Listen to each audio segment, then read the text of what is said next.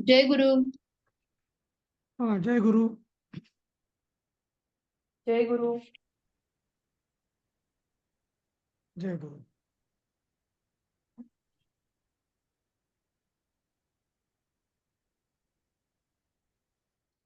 जय गुरु. अं, जय गुरु. हा, आज असं माझ्याकडे प्रेझेंटेशन करायला काही नाहीये, पण तुमच्याकडे जे सामान्य ज्ञानम जे नावाचं पुस्तक आहे ते तुम्ही उघडू शकता सध्या, किंवा नाही उघडलं तरी चालेल. सध्या नुसतं ऐकलं तरी चालेल. हा. हो सर. हा, एक मिनिट. हा, बस.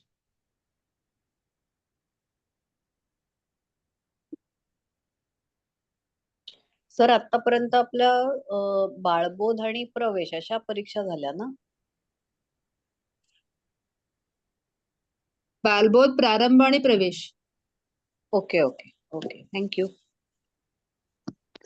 सगळ्यांकडे पुस्तकं आहेत का? कोणाकडे नाहीये? म्हणजे आता हो, नसली तरी आहे चालतील, सर, पण आहे. सगळ्यांना मिळालेली आहेत ना पुस्तकं परीक्षेची? हो हो. केला मस्त आहे एकदम. हा, म्हणजे सगळ्यांच्या जवळ आहेत, म्हणजे घरी आहेत ना? हो सर. हा, ठीक आहे. तर सुस्वागतम. आज आपण परिचयाच्या परीक्षा अभ्यासाला औपचारिक दृष्टीने सुरुवात करणार आहोत. तर संस्कृत सामान्य ज्ञानम नावाचं जे पुस्तक आहे त्याच्यापासून आपण सुरुवात करूया. काल मी म्हटलं होतं की याचा हा हा पहिला प्रश्नपत्रिका असेल, पण ही पहिली नाही आहे. याच्यावरतीच लिहिलं की तृतीय प्रश्नपत्र आहे, म्हणजे तिसरा पेपर हा असेल. एनिवे, तसा काही फार फरक पडत नाही त्यांनी, पण माहितीसाठी. आता याच्यात पहिला पाठ आहे याच्यामध्ये, तो आहे संस्कृत साहित्य, भाषा वगैरे याविषयी माहिती आहे थोडीफार. तर जसं आपल्याला माहिती आहे, संस्कृतला म्हणजे गीर्वाणवाणी, देववाणी, सुरभारती वगैरे अशी पण नावं आहेत. आणि मग देववाणी हे तर प्रसिद्ध आहे, म्हणजे दैवी वाणी किंवा देवांची वाणी असं म्हटलं जातं. तर आता पण आपण त्याच्यातनं जाता आपण संस्कृत आणि भाषा या दोन गोष्टी आपण बघूया. तर पूर्वी संस्कृत हीच एक, म्हणजे अगदी पुरातन काळचं मी म्हणतोय, की भाषा जी संस्कृतच होती, त्यामुळे तिला संस्कृत भाषा असं म्हणत नव्हते, तर भाषा नुसतं असंच म्हणायचे. पण नंतर जेव्हा प्राकृत भाषा निर्माण झाल्या, तेव्हा त्याच्यानंतर तिला संस्कृत या नावाची जोड देण्यात आली. तर संस्कृत म्हणजे काय? कृत म्हणजे केलेली, सम म्हणजे चांगली, म्हणजे संस्कार केलेली, शुद्ध केलेली अशी भाषा. म्हणून तिला संस्कृत असं नाव पुढे देण्यात आलेलं आहे.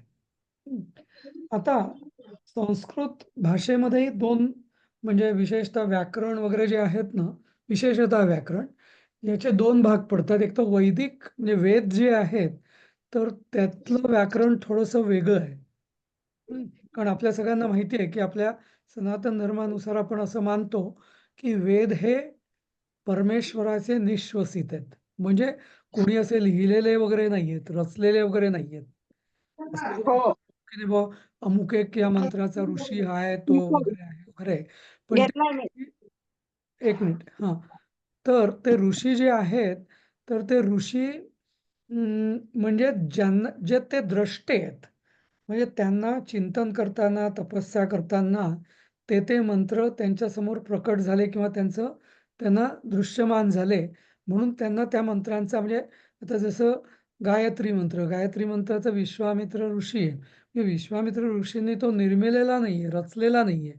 त्यांना तो दृष्ट झाला, किंवा चिंतन करत असताना, तपस्या करत असताना त्यांना त्याचं मंत्र तो ते त्याचे द्रष्टे आहेत, म्हणजे त्यांनी बघितला आणि मग त्यांनी तो प्रसृत केला. पण वेद हे परमेश्वराचे निश्वसित आहेत. असं म्हटलं जातं की परमेश्वर आधी की वेद आधी, तर त्याला उत्तर नाहीये. कारण जसं लहान मूल मूल आधी जन्मलं की श्वास आधी जन्मला. हा, तर दोन्ही एकाच वेळेस ज्या क्षणी मूल बाहेर येतं आईच्या पोटातून त्या क्षणी त्याचा श्वास सुरू होतो, बरोबर. तर तसंच आहे, म्हणजे परमेश्वर आणि वेद हे एकत्रच आलेले आहेत. परमेश्वराने निर्माण केलेले आहेत. त्यामुळे हे निर्माण केलेलेच नाही आहेत, म्हणून त्याला अपौरुषेय असं पण म्हणतात. तर असं असल्यामुळे त्याचं काही वेळा व्याकरण हे वेगळं आहे. त्याला आर्ष संस्कृत म्हणतात. आर्ष म्हणजे ऋषींनी जे ऋषींना जे दृष्टिमान झालं ते आर्ष असं. म्हणजे पाणिनीचे व्याकरणाचे नियम हे वेदातल्या सगळ्या मंत्रांना, ऋचांना वगैरे लागू पडतीलच असं नाही. बऱ्याचदा लागू पडत नाही. हां, तर हा एक माहिती म्हणून सांगतो. नंतर दुसरं असं की संस्कृताचं व्याकरण जे आहे ते विशेषतः कोणी म्हणजे आता महर्षी पाणिनींनी ते रचलं म्हणजे काय, भाषा आधी होतीच, पण त्यांनी एक त्याला नियमबद्ध केलं. जे प्रचारात होतं त्याला त्यांनी एक त्याचे नियम तयार केले आणि म्हणून पाणिनींना म्हणजे भाष्यकार असं म्हटलं जातं. भाष्यकार म्हणजे काय, की भाषेची रचना त्यांनी स्थापित केली. म्हणून सगळी पाणिनीची जी सूत्र आहेत, पाणिनीची अष्टाध्यायी वगैरे ते सगळं, तर त्याच्यामध्ये त्यांनी संस्कृत भाषेची सगळी रचना पूर्ण दिलेली. सगळी आणि सूत्रबद्ध आहे. म्हणजे एक सूत्र जे असतं ते, जसं आपण सूत्र म्हणजे फॉर्म्युला, तो अगदी कमीत कमी शब्दात त्यांनी सांगितलेला आहे आणि मग त्याचं विस्तार करून आपल्याला माहिती मिळते. जसं मग ते सिद्धांत कौमुदी किंवा लघु सिद्धांत कौमुदी वगैरे जे ग्रंथ आहेत, त्यात त्या पाणिनीच्या सूत्रांचा विस्तार केलेला आहे व्यवस्थितपणे. कारण नुसती सूत्र आपल्याला वाचून कळणार नाही. आता जेव्हा जसं मी म्हटलं की तर ही म्हणजे जेव्हा प्राकृत भाषा जेव्हा निर्माण म्हणजे बोलीभाषा जेव्हा सुरू झाल्या, तेव्हा मग याला संस्कृत असं नाव पडलं. पण तरी असं म्हटलं जातं की म्हणजे संस्कृत हे नाव पण बरंच जुनं आहे. म्हणजे रामायणात असं इथं लिहिलेलं आहे की हनुमान, मारुती जो असतो, तर तो सीतेला सोडण्याकरता लंकेत जातो आणि अशोकवनात तिथं झाडावर बसतो आणि मग त्याला सीतेशी बोलायचं असतं. मग तो विचार करतो की मी कसा बोलू तिच्याशी, मी तर वानर आहे आणि मी जर वानर रूपात असताना जर एखाद्या द्विजातीसारखा जर सीतेशी संस्कृतमध्ये बोललो तर तिला वाटेल की ही काहीतरी म्हणजे मी लबाडी करतोय, कारण मी वानर असताना संस्कृत कसा काय बोलेल. त्यावरून असं दिसतं, म्हणजे हे रामायणात हा श्लोक आहे की यदि वाचम प्रदास्यामी द्विजातिरिव संस्कृताम रावणं मन्यमाना माम सीता भीता भविष्यती. आणि मग सीतेला भीती वाटेल की मी रावणच आहे, काहीतरी वानराचं रूप घेऊन आलेलो आहे, कारण मी संस्कृत बोलतोय. रावणाला संस्कृत चांगली अवगत होती. जसं ते शिवतांडव स्तोत्र जे आहे ते रावणानेच रचलेलं आहे, बरोबर. तर त्यामुळे मग मारुती म्हणजे त्यांच्या वन्य भाषेतच बोलतो, तो पूर्ण संस्कृतात बोलत नाही, असं पुढे कथा आहे. हां, तर अशा रीतीने पण संस्कृत हा शब्द अगदी रामायणात पण आलेला आहे. त्याच्याकरताही हे उपकथानक आपल्याला इथं देण्यात आलेलं आहे. आता संस्कृत आणि भाषा आणि वेद या वेदांविषयी आपण थोडंसंच बघितलं, पुढे अजून बघणार आहोत. तर आता संस्कृतचं दुसरं म्हणजे कुठल्याही भाषेचं भाषा कशाकरता असते, एकतर बोलण्यासाठी, संभाषणासाठी आणि दुसरं संभाषणाचं जेव्हा भाषा अधिकाधिक जेव्हा प्रगल्भ होत जाते, भाषा किंवा संस्कृती दोन्ही, तेव्हा तिचं त्याच्यामध्ये साहित्य निर्माण होतं, बरोबर. त्याला आपण साहित्य किंवा इंग्लिशमध्ये ज्याला लिटरेचर म्हणता येईल. तर आता संस्कृतमध्ये साहित्य या शब्दाला फार विशेष अर्थ आहे. साहित्य म्हणजे काय, सहित या शब्दाचा भाववाचक शब्द हा साहित्य. जसं ललित या शब्दाचा भाववाचक शब्द होतो लालित्य, लालित्यपूर्ण म्हणतो आपण, नाही का.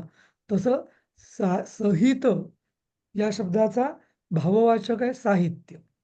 पण सहित म्हणजे काय, तर सहित म्हणजे सह आणि सह या शब्दाला इत हा प्रत्यय लागून सहित हा शब्द तयार झालेला आहे.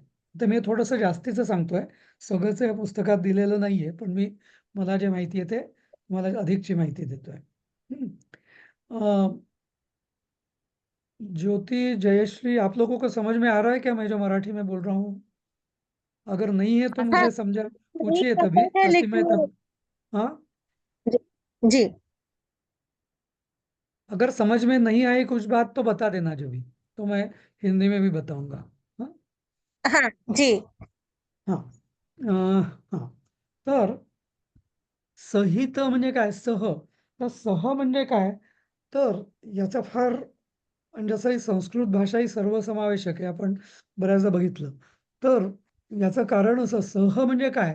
सह म्हणजे आपण त्याला म्हणतो की याच्याबरोबर ते, म्हणजे दोन गोष्टी जेव्हा एकत्र येतात तेव्हा मध्ये शब्द आपला सह असा येतो. याच्यासह हा वगैरे असं, नाही का? तर आता कोणाबरोबर काय? तर शब्द आणि अर्थ. अर्थ म्हणजे काय?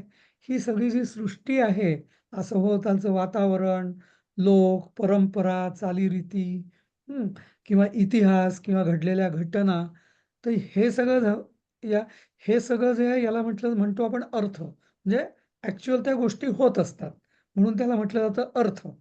आणि त्याचं जे वर्णन आपण जेव्हा करतो, बरोबर? तर त्याला आपण म्हणतो शब्द. शब्दाद्वारे आपण अर्थ व्यक्त करतो. बरोबर?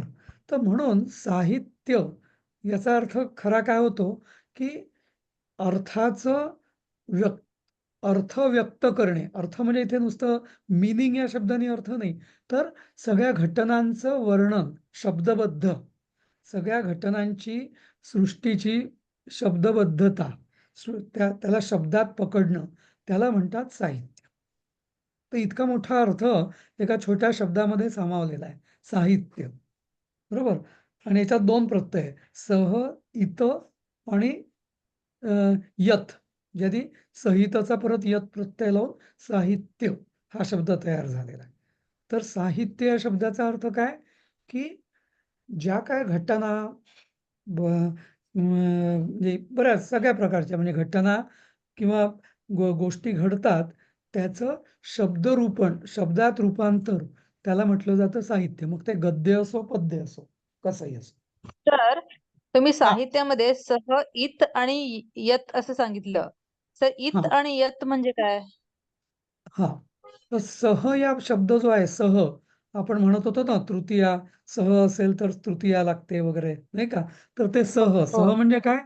याच्या टुगेदर, म्हणजे कशाबरोबर तरी काहीतरी, नाही का? हम्म, हा हम्म. तर तर सह, सहला इत प्रत्यय लागला तर तो सहित हा शब्द झाला.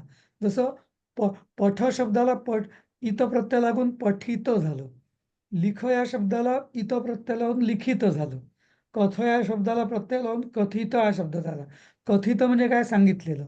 पठित म्हणजे काय? वाचलेलं, नाही का? हा हा. तर तसं इत प्रत्ययाने जी गोष्ट घडलेली असते, किंवा आपण कथिता, पठिता वगैरे हे सगळे आपण इत प्रत्यय जे लावतो, ते राधा आपण जे कर्मणी धातू साधित जे आहे तो इत प्रत्ययच चाललेला आहे तसा, नाही का? तसं. हम्म. हा. आता त्याला जेव्हा अजून एक प्रत्यय लागतो, यथ, सहितला यत प्रत्यय लागून साहित्य असा शब्द तयार झाला. म्हणजे मूळ शब्द अच्छा. सह, त्याला इत प्रत्यय लागून सहित, पण त्याला यत प्रत्यय लागून साहित्य, अशा या शब्दाची व्युत्पत्ती आहे. समजलं? ओके, समजलं. हो.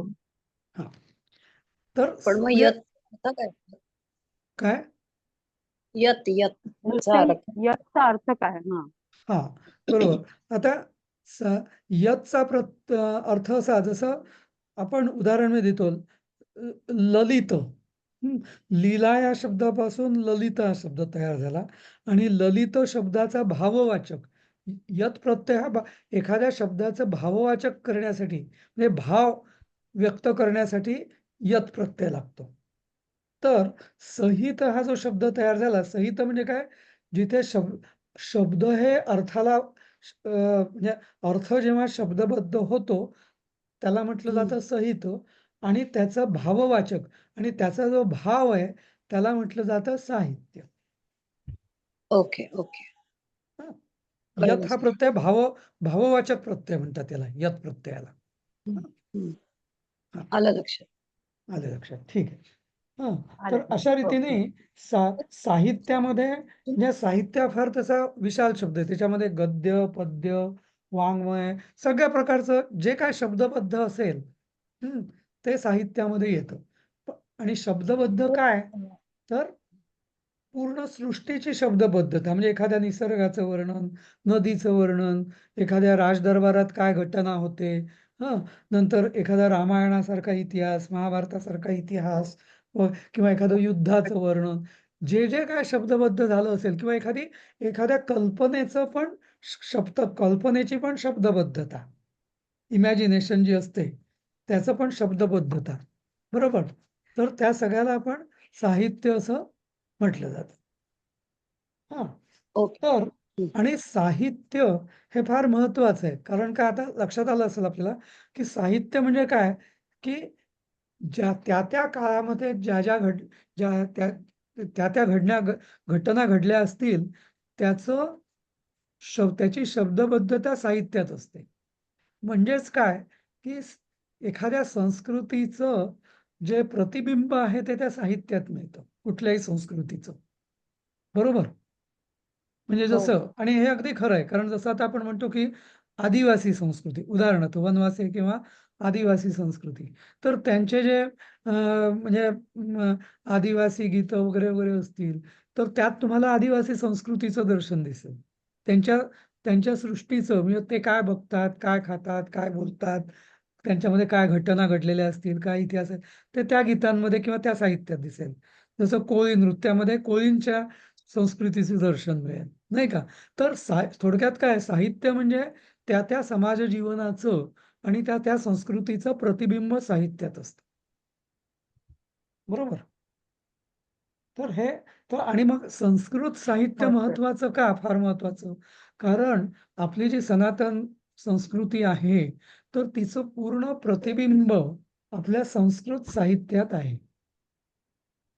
म्हणून आपल्याला जर संस्कृती समजून घ्यायची असेल आपली तर संस्कृतला पर्याय आहे का नाही.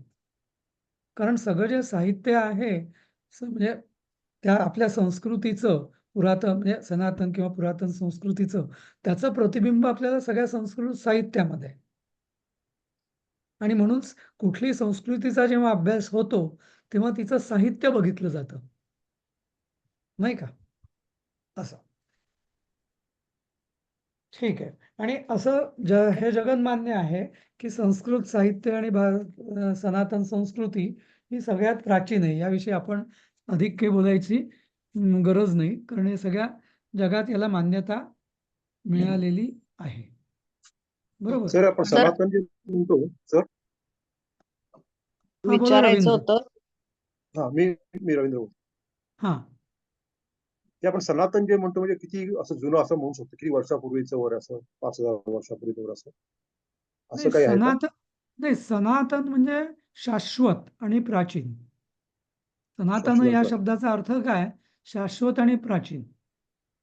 म्हणजे आपण आता असं बऱ्याचदा कोणी कोणी मला विचारतात की आपल्याला हिंदू धर्म का नाही म्हणत सनातन धर्म का म्हणतात. त्याचं उत्तर हे आहे की नुसत्या हिंदू धर्माने तो किती वर्ष जुना आहे त्याचं म्हणजे तो शाश्वत आहे की अशाश्वत आहे कारण बरेच धर्म उदय पण पावलेत नाश पण लुप्त पण झालेत, नाही का. धर्म संप्रदाय उपासना पद्धती या उदय पावल्या काळाच्या ओघात नष्ट पण झाल्या पण हा सनातन धर्म याला सनातन म्हणूनच म्हटलं जातं कारण हा शाश्वत आहे म्हणून. शाश्वत. ओके. हा सनातन म्हणजे जुनं आणि प्राचीन शाश्वत. ओके. म्हणजे जुनं म्हणणं शाश्वत हे म्हणणं जास्त योग्य आहे म्हणजे सनातनाचं इक्वॅलंट जुनं म्हणणं योग्य नाही. कोणी कोणी म्हणतात सनातन म्हणजे जुना पण जुना म्हणजे तो शाश्वत असेलच असं नाही. एखादी गोष्टी जुनं असेल तर ती जीर्ण झाली की ती फेकल्या जाते किंवा लोप पावते पण सनातन म्हणजे नुसतं जुनं नाही नष्ट न होणार. हा शाश्वत असं. बरं त्यामुळे सर आपल्याला एक नेहमी आपल्या धर्माचा उल्लेख नेहमी आपण सनातन धर्म असाच केला पाहिजे. हिंदू धर्म ऍक्च्युली हिंदू हे नाव आपल्याला बाहेरच्यांनी दिलेलं आहे असं. हा बोला सिंधूवरून आले. सिंधू. हा सिंधू नदीवरनं वगैरे असं तेच. मग आता नवीन सेन्सस जेव्हा होईल तेव्हा आपण सनातन लिहूया का? ते ऑप्शन आहे की नाही माहिती नाही मला. हो. एनिवे आणि तो एक दुसराच प्रश्न आहे. कारण आपल्या दृष्टीने धर्म म्हणजे उपासना पद्धती नाही. धर्म म्हणजे जीवन पद्धती. बरोबर? हम्म. उपासना पद्धती वेगवेगळ्या असू शकतात. पण धर्म सगळ्यांचा, आपल्या सगळ्यांचा सनातन आहे, शाश्वत आहे. मग ज्याच्यात अगदी मग सगळे मतांतर, पंथ, संप्रदाय सगळे समाविष्ट होतात. असं. सर एक विचारायचं होतं की संस्कृत असा उच्चार आहे, संस्कृती असा उच्चार आहे का संस्कृत आणि संस्कृती असे उच्चार आहेत? संस्कृती. आपण म्हणतो ना, सिंह जसं आपण सौ म्हणतो आला. तसं. सिंह. हा. सिंह म्हणतो का आपण? नाही. नाही ना. सिंह म्हणजे तसं मराठी मुलं लोक तरी आपण सिंह म्हणत नाही, सिंह म्हणत नाही. कोणी कोणी सिंह म्हणतात. आता हो उत्तर हो प्रदेश किंवा वरच्या प्रदेशामध्ये सिंग हे अडवान आधी ते हो. सिंह म्हणतात आणि मग त्या सिंहाचं सिंग झालं इंग्लिशमध्ये रूपांतर करताना. बरोबर? हो पण खरं संस्कृत याच्यानुसार उच्चारण शास्त्रानुसार समोर जेव्हा ह येतं किंवा स येतं तेव्हा त्याचा हम्म. औ असा उच्चार होतो. सिंह, हा. संस्कृत असा. हं? बरोबर. संस्कृत तर ओके. नक्कीच नाही. हां. आणि इंग्लिशमध्ये त्याला प्रॉपर स्पेलिंगच नाही. म्हणून कोणी SANSKRIT लिहितील, कोणी SAMSKRIT लिहितील असं. हम्म. नाही का? बरोबर. हं. हो हो. पण खरा थँक्यू उच्चार सर. आता आपण जे करतो ते योग्य अगदी संस्कृत असं. हा. ठीक आहे. तर आणि हे मग आता साहित्य जे आपलं संस्कृतचं जे साहित्य आहे, हे म्हणजे संस्कृत, संस्कृती आणि साहित्य हे सगळे आता आपल्याला याचं समान एकमेकांशी कशी त्याचे घट्ट जोडलेले आहेत, हे आता आपल्याला लक्षात येईल. आणि हे अत्यंत विशाल साहित्य म्हणजे अगदी सुरुवात याची वेदांपासून होते आणि वेद तर आपण अनिर्वचनीय किंवा अनिर्वचनीय नाही, अनिर्वचनीय पण आणि अपौरुषेय म्हणजे निर्वचनीय नाही, अपौरुषेय म्हणजे कुठल्या पुरुषाने किंवा ते परमेश्वराच्या श्वासाबरोबर म्हणजे ज्या क्षणी परमेश्वर निर्मिती झाली त्या क्षणी वेद निर्माण झाले असं आपण त्याला मानतो. पण संस्कृत साहित्याच्या दृष्टीने आद्य साहित्य हे वेद संस्कृतमधलं. बरोबर? मग त्याला आपण अध्यात्म ग्रंथ म्हणू, शास्त्र म्हणू, काही म्हणू, पण ते साहित्याच्या दृष्टीने ते आद्य साहित्य हे वेद. नंतर मग आणि मग त्याच्यानंतर मग बरेच सगळे ग्रंथ आता वेदांमधले काय भाग वगैरे आहेत ते आपण आता बघूया कुठे. पण एक आधी मुख्य लक्षात येईल की संस्कृत साहित्य अफाट आहे, अथांग आहे. आणि याचं जसं मुख्य कारण मी मागे सांगितलं आणि हे सगळं छपाई किंवा लिखाण हे खूप नंतर आलं. पण संस्कृत साहित्य हे कधीपासून मौखिकरित्या जतन करून ठेवण्यात आलं आणि याचं मुख्य कारण हे की मौखिक किंवा मुखोद्गत ते कसं करू शकले? कारण संस्कृत साहित्यापैकी 90% साहित्य जुन्या हे तरी पद्यात्मक आहे, गेयात्मक आहे. त्यामुळे ते गायल्या जाऊ शकतं आणि त्यामुळे ते पाठ करणं सोपं असायचं. बरोबर? आणि म्हणून ते टिकू शकलं. आणि म्हणूनच त्याच्या जोडीला म्हणजे संस्कृत सगळे हे जे म्हणजे अगदी पूर्वी तुम्ही म्हणाल तर लेखक हा प्रकारच नव्हता साहित्यामध्ये. सगळे कवीच असायचे. कालिदासापासून आपण सगळे बघू म्हणजे वाल्मिकी रामायण हे पूर्ण श्लोकबद्ध आहे. महाभारत पूर्ण श्लोकबद्ध आहे. भलेही तो छंद सोपा असेल, अनुष्टुप छंदात असेल. पण अगदी म्हणजे जसं आपल्या दृष्टीने पहिलं साहित्य म्हणजे पहिलं केलेलं साहित्य हे रामायण. बरोबर? वेद हे अपौरुषेय झाले. त्यामुळे वेद कोणी केलेले नाहीयेत. पण व्यक्तिकृत असं जे साहित्य असेल पहिलं, ते वाल्मिकी ऋषींनी केलेलं रामायण. तर ते पूर्ण श्लोकबद्ध आहे. महाभारत पूर्ण श्लोकबद्ध आहे. बाकी पण त्यात गीता ऑफकोर्स महाभारताचाच भाग आहे. पण सगळं श्लोकबद्ध आहे. त्यामुळे ते लोकांना मुखोद्गत करणं सहज शक्य होतं. त्या मानाने. बरोबर? आता थोडंसं मी वेदांविषयी माहिती देईल. कारण वेद म्हणजे काय? कारण पहिलं मुख्य साहित्य आपलं पहिलं वेद आहे. तर वेद बहुतेकांना मी जे सांगेल ते माहितीच असेल. पण एक उजळणी म्हणून आपण घेऊया, की वेद 4 ऋग्वेद, यजुर्वेद, सामवेद आणि अथर्ववेद. आता कोणी म्हणतात, की ऋग्वेद सगळ्यात प्राचीन आहे, यजुर्वेद नंतरचा आहे, सामवेद त्याच्यानंतरचा आहे, अथर्ववेद याच्यानंतरचा आहे. पण हे म्हणजे बाहेरच्या लोकांचं इंटरप्रिटेशन आहे. आपला जो सनातन धर्म आहे त्यानुसार सगळे वेद जे आहे ते अपौरुषेयच आहेत. त्यामुळे असं काही नाही की ऋग्वेद आधी तयार झाला नंतर यजु, कारण आपण हे मानतच नाही की हे तयार झालेले आहेत. हे बरोबर, जेव्हा परमेश्वराच्या श्वासानुसारच हे तयार झालेले आहेत असं. आता 4 वेदांमध्ये आता थोडी मी म्हणजे त्या वेदांचं मी एक थोडक्यात वैशिष्ट्य सांगतो. ऋग्वेद, तर ऋग म्हणजे रुख, मूळ शब्द आहे ऋक, ऋषींचा ऋ आणि ऋक. ऋक म्हणजे काय? ऋचा, ज्याला आपण ऋषा म्हणतो ना, तर ऋक या शब्दाची प्रथमा ऋचा होते. तर ऋचा म्हणजे काय? जर जे परमेश्वराला किंवा यज्ञातल्या देवतांचं आवाहन करताना जे म्हटलं जातं त्याला म्हटलं जातं ऋचा.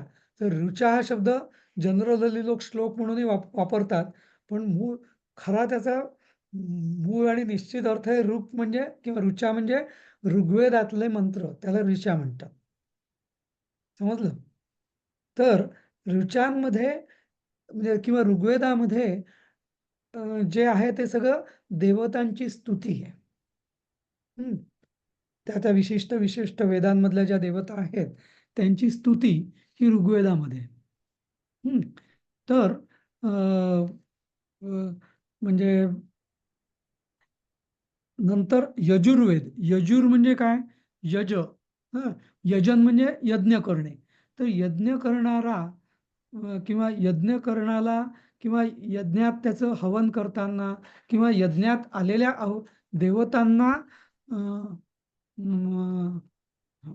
देवतांना जे स्तुती वगैरे केली जाते, म्हणजे यज्ञात आवाहन करताना जे मंत्र म्हटले जातात ते सगळे यजुर्वेदात आहेत.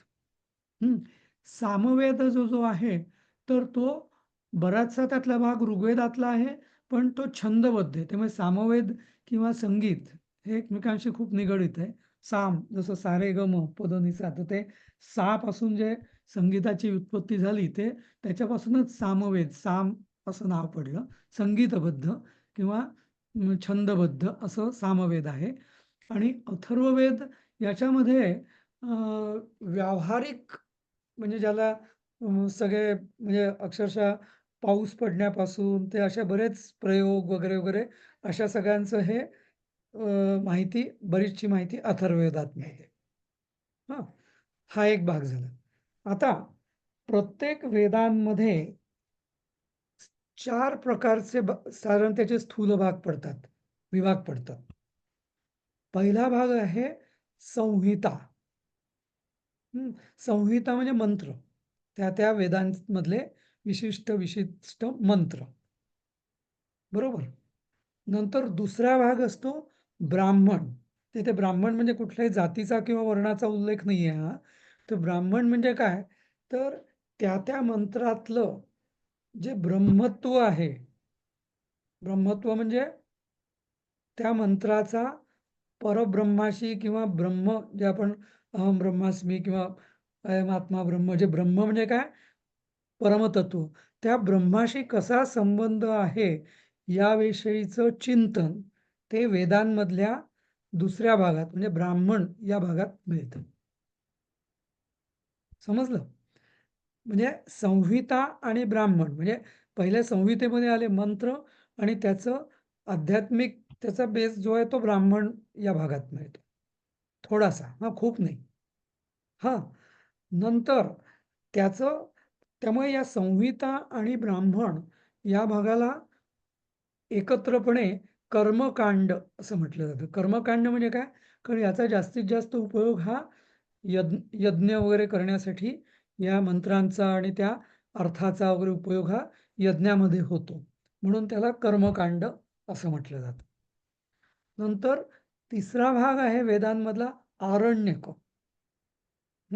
तर पूर्वीच्या काही जी आपली यज्ञप्रधान संस्कृती होती सनातन धर्माची, तर त्याच्यामध्ये म्हणजे याचा उपयोग संहिता आणि ब्राह्मण याचा उपयोग खूप व्हायचा, कारण यज्ञ हे आपल्या सनातन धर्माचं अविभाज्य अंग होतं, बरोबर.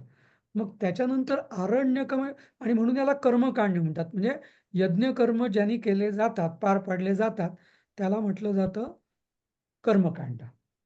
नंतर दुसरा भाग आहे त्याचा, दुसरा किंवा तिसरा म्हणा, काही म्हणू शकतो, तो आरण्यक. आरण्यक म्हणजे काय, की जे आता हे जे यज्ञ म्हणजे संहिता आणि ब्राह्मण याचंच पुढचं अजून याची सखोल माहिती किंवा अध्यात्माशी निगडीत किंवा त्याचं अजून अंतर्मुख करण्याचं चिंतन, ते सगळं आरण्यकामध्ये आहे.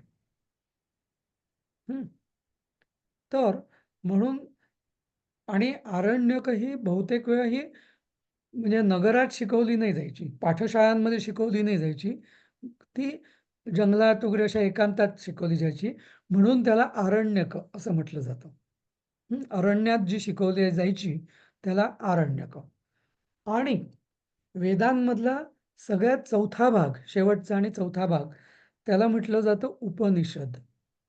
तर उपनिषद म्हणजे काय, उप म्हणजे आपण गेल्या वेळेस बघितलेलं, उप म्हणजे जवळ जाणे, नि आणि सद म्हणजे जवळ बसून, म्हणजे कोणाच्या गुरुच्या जवळ बसून, गुरुच्या सान्निध्यात ज्याचा अभ्यास केला जातो आणि जे ज्ञान प्राप्त होतं सद्गुरूच्या सान्निध्यात, ते उपनिषद. आणि त्यालाच वेदांत असंही म्हणतात. तर वेदांत आणि उपनिषद ह्या दोन्ही संज्ञा तसं म्हटलं तर एकच आहेत. कारण वेदांचा अंत म्हणजे वेदांचा शेवटचा भाग, त्याला वेदांत म्हणतात. आणि त्यालाच म्हणजे, पण हे त्याचं नुसतं त्याचं वेदांत हा शब्द वेदांमधलं त्यांचं स्थान दर्शवणारा शब्द आहे, पण खरा मूळ शब्द आहे उपनिषद. बरोबर. तर ही जी उपनिषद आहेत, ही ह्याच्यात कर्मकांड काहीच नाही, ह्याच्यात पूर्ण ज्ञान आहे. आणि पूर्ण म्हणजे आत्मज्ञान ज्याला म्हणतात, ते आत्मज्ञान परत आहे. आणि असंही आपल्या ह्याच्यात म्हटलेलं आहे की हे म्हणजे उपनिषदाचा अधिकारी कोण, उपनिषद किंवा आत्मज्ञानाचा, तर ज्याचं जे साधन चतुष्टय ज्याला म्हटलं जातं, की म्हणजे कोणी आपला सोम्या-गोम्या म्हणेल मी उपनिषद वाचतो किंवा ऐकतो आणि अभ्यास करतो, तर असं नाही. तर त्यांचं म्हणणं की जोपर्यंत तुमच्यात वैराग्य येत नाही, मोक्षाची तीव्र इच्छा येत नाही, विवेक, सत्य नित्यानित्य विवेक म्हणजे खरं नित्य काय अनित्य काय याचं ज्ञान येत नाही, बरोबर. किंवा आणि चौथं सगळ्यात महत्वाचं म्हणजे षट संपत्ती ज्याला म्हणतात, म्हणजे शम दम तितिक्षा वगैरे या ज्या म्हणजे निग्रह किंवा कंट्रोल ज्याला आपण म्हणतो, नियमन, ते जोपर्यंत तुमच्यात येत नाही तोपर्यंत तुम्ही उपनिषदांचे अधिकारी नाही. कारण त्याचं कारण असं की ते जरी तुम्ही ऐकलं तरी ते पालथ्या गड्यावर पाणी होईल, नंबर 1. किंवा जसं हल्ली आपल्याला दिसतं की उपनिषदं कोणी आपली टीव्हीवर प्रवचनं सुरू असतात, त्याची पुस्तकं पण इझिली अवेलेबल आहेत. त्यामुळे म्हणजे तुम्हालाही माहिती असेल की मग अर्धवट लोक पण अहम ब्रह्मास्मी वगैरेचं इंटरप्रिटेशन करायला लागतात की मी ब्रह्म आहे म्हणून, नाही का. म्हणजे पण अहम ब्रह्मास्मी एक गमतीचा भाग नाहीये, नाही का. त्यात फार मोठा अर्थ भरलेला आहे. तो असा म्हणजे प्रत्येक जण स्वतःला ब्रह्म समजायला लागला, इतकं सोपं काम नाहीये ते. तर म्हणून ते उपनिषद जे आहे त्याला वेदांचा शेवटचा भाग. आणि असं म्हटलं जायचं की पूर्वी उपनिषद हे गृहस्थाश्रमी लोक त्याचा अभ्यास करतच नसत. ते म्हणजे ज्यांना विरक्ती प्राप्त झालेली आहे किंवा त्यांनाच उपनिषदाचा अभ्यास करण्याची परवानगी असे किंवा गुरु त्यांनाच शिकवत असत. असं आरण्यकापर्यंत भाग शिकवायचे, पण उपनिषद जे आत्मज्ञान आहे त्याला वैराग्य आवश्यक असे. असं. तर हे झालं वेदांविषयी मी तुम्हाला माहिती तुम्हाला आता सांगितली. आता उपनिषद जसे 4 वेद आहेत, तसे मुख्य 10 उपनिषद 10 मुख्य आहेत की ज्याच्यावर शंकराचार्यांनी टीका पण लिहिलेल्या आहेत. त्याच्याविषयी म्हणजे टीका म्हणजे तर आपण जे मराठीत जे टीका म्हणतो, क्रिटिसिझम, त्या अर्थाने संस्कृतमध्ये टीका हा शब्द वापरला जात नाही. टीका म्हणजे विवेचन. संस्कृतमध्ये आता जसं गीतेवरती ज्ञानेश्वरी गीतेवरती टीका आहे. टीका म्हणजे क्रिटिसिझम नाही आहेत, बरोबर, ते विवेचन आहे, बरोबर. तर त्या अर्थाने म्हणजे म्हणजे या सगळ्या ज्या टीका वगैरे आहेत शंकराचार्यांनी वगैरे केलेल्या, तर त्या उपनिषदांचं स्पष्ट अधिक विवेचन करण्यासाठी त्या मुख्य 10 उपनिषदांवर त्यांनी टीका केलेली आहे. बरोबर. तसंच तर हे झालं पूर्ण याच्याविषयी. मुख्य जस्ट आता ओघावादी म्हणून सांगतो. शंकराचार्यांनी 3 मुख्य गोष्टींवर स्पष्टीकरण किंवा विवेचन दिलं. एक म्हणजे ही 10 उपनिषदं. नंतर जे ब्रह्मसूत्र आहे, हां, सायणाचार्यांनी लिहिलेलं, तर त्याच्यावरती त्या सायणाचार्यांनी नाही, व्यासांनी लिहिलेलं ब्रह्मसूत्र जे आहे त्याच्यावरती भाष्य लिहिलं आणि तिसरी टीका त्यांनी लिहिलेली भगवद्गीतेवरती. बरोबर. तर आपल्या धर्मामध्ये असं म्हटलं जातं की संन्यास जेव्हा व्यक्ती पूर्वी घ्यायची किंवा अजूनही, तर संन्यासाला फक्त 3 गोष्टींची आवश्यकता असते. प्रस्थानत्रयी म्हणतात. प्रस्थानत्रयी म्हणजे एकदा तुम्ही प्रस्थान केलं संन्यास धर्मात, की यांचाच फक्त अभ्यास करायचा. बाकी पुस्तकं तुमच्या काही कामाची नाही. एक म्हणजे गीता, ब्रह्मसूत्र आणि या उपनिषदांवरचं टीका शंकराचार्यांची असं. तर हे झालं आपण वेद आणि त्याची माहिती. 4 वेद, प्रत्येक वेदाचे 4 स्थूल रीतीने केलेले भाग, प्रत्येक भाग काय कशाविषयी त्याची थोडक्यात माहिती आणि उपनिषद 10 मुख्य उपनिषद, त्याची यादी वगैरे ती मिळेल तुम्हाला पुस्तकात, तेव्हा ती मी परत सांगत नाही. हां, पण आणि त्या उपनिषद म्हणजे आत्मज्ञानाविषयी माहिती. याच्याविषयी काही शंका आहेत का? हे पहिल्यांदा ऐकलं आणि खूप वास्ट आहे, त्यामुळे अर्ध डोक्यात गेलं, अर्ध डोक्यावरून गेलं. पण थोडं परत एकदा हे सगळं सांगितलं ना पुन्हा कधीतरी मध्ये, तर मग ते थोडंसं आणखीन डोक्यात जाईल ऍक्च्युली. सर हे रेकॉर्डिंग पाठवलं तर म्हणजे ऐकता येईल वरती वरती. खूप महत्वाचं आहे. रेकॉर्डिंग आपण आता या परिचयाचं आपण वेगळं फोल्डर तयार करणार आहोत, करूया. तर कालचं आजचं सगळे रेकॉर्डिंग आपली नेहमीसारखी त्या फोल्डरमध्ये राहतील.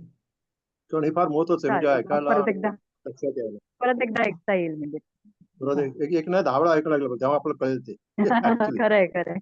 आणि याचा तसा परीक्षेशी काही संबंध नाही. बरंच मी पुस्तकाच्या बाहेरचं पण माहिती करून आपण पुस्तकातून मिळणार नाही सर ना. हे सामान्य ज्ञान, पण हे सामान्य ज्ञान पाहिजे पुढे जाण्यासाठी. खरंय. बरोबर. सर आणि सनातन धर्मीयांना तर पाहिजेच पाहिजे हे ज्ञान. खूप छान माहिती मिळाली आज. खरंय कृषाताई. नाहीतर मग आपण आपल्यालाच ज्ञान नाही तर आपण मुलांना काय ज्ञान देणार आहोत, ही परिस्थिती होते. बरोबर. नन्नू दादा, लास्ट में जो आपने बोला एक बार फिर बोलेंगे, लास्ट 2-4 लाइन आप फिर बोलेंगे? हाँ, लास्ट 2-4 लाइन ना, ठीक है, हिंदी में बोलता हूँ।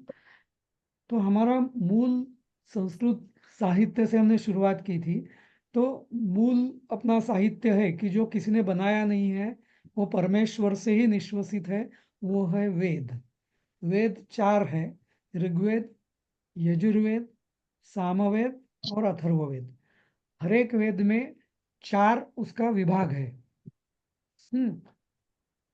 एक है संहिता जिसमें मंत्र आते हैं, दूसरा भाग है ब्राह्मण जिसमें वो मंत्र का मीनिंग दिया हुआ है, काइंड ऑफ।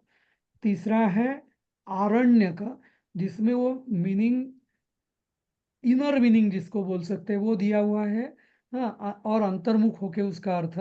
और चौथा है उसका वेदों का जो चौथा भाग है वो है उपनिषद, यानी आत्मज्ञान विषयक, जो मोक्ष प्राप्ति के लिए बहुत आवश्यक है। क्योंकि हमारे इसमें माना गया है, जैसे भगवत गीता में बोला गया है कि ज्ञानादेव तु कैवल्यम, यानी कैवल्य यानी मुक्ति। मुक्ति ज्ञान से ही प्राप्त हो सकती है। मुक्ति ऐसा कोई जब पूजा पाठ करने से मुक्ति नहीं मिलेगी। पूजा पाठ करने से अपनी चित्त शुद्धि होगी, चित्त शुद्धि से हमें ज्ञान प्राप्त होगा, और ज्ञान प्राप्ति से हमें मुक्ति मिलेगी। और ज्ञानाद एव, यानी भगवान कृष्ण भी यही बोलते हैं कि ज्ञान से ही मुक्ति मिलने वाली है। उपासना या भक्ति जो है ये चित्त शुद्धि करने के लिए, क्योंकि वैसा चित्त शुद्धि किस लिए, क्योंकि हमारा अगर मन स्वच्छ नहीं होगा तो हमें वो ज्ञान समझेगा ही नहीं। जैसा मैला मिरर अगर मैला रहेगा तो उसमें कुछ प्रकाश रिफ्लेक्ट ही नहीं होगा। इसलिए चित्त शुद्धि आवश्यक है, जिससे कि ज्ञान सामने आया तो गुरु जो बताएगा वो समझेगा। उसके लिए चित्त शुद्धि, उसके लिए उपासना है, लेकिन मुक्ति के लिए, और ये मुक्ति का मार्ग जो है